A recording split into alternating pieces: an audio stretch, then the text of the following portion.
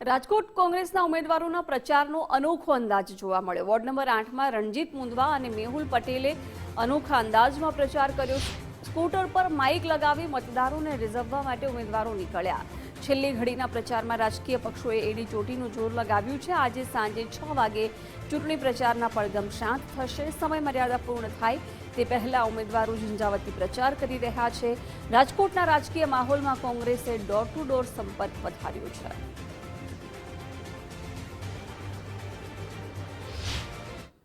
રાજકોટ શહેરમાં આજે પ્રચારનો મહાનગરપાલિકાની ચૂંટણીના પ્રચારનો અંતિમ દિવસ છે ને અંતિમ દિવસે અનોખી રીતે તમામ જે રાજકીય પાર્ટીઓ છે તે પ્રચાર કરી રહ્યા છે। તે કોંગ્રેસના વોર્ડ નંબર 8ના જે ઉમેદવારો છે તે પ્રચાર કરી રહ્યા છે। રણજીતભાઈ, અનોખી રીતે પ્રચાર કરવામાં આવી રહ્યો છે। રાજકોટ મહાનગરપાલિકાની ચૂંટણી 26 તારીખે યોજાવાની છે।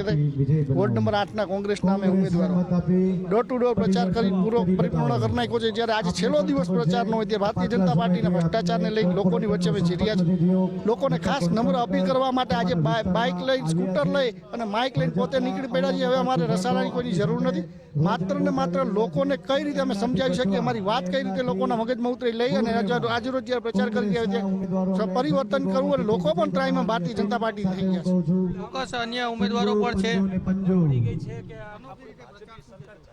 અનોખી રીતે એટલે કે તમે જાણી શકો છો, જ્યારે ચૂંટણી સમય આવે છે ત્યારે દરેક પક્ષ અને ખાસ કરીને ભાજપ દ્વારા ખર્ચોનો કરોડો રૂપિયાના ખર્ચા કરી અને જનતાને મૂર્ખ બનાવવા નીકળી પડે છે। ત્યારે અમારા એટલે કે કોંગ્રેસ દ્વારા વોર્ડ નંબર 8ના અમારા ચારેય ઉમેદવારો જનસંપર્કમાં ખુદ પોતે નીકળી પડ્યા છીએ અને પરિવર્તનની અપીલ સાથે મત માગવા નીકળી પડ્યા છીએ।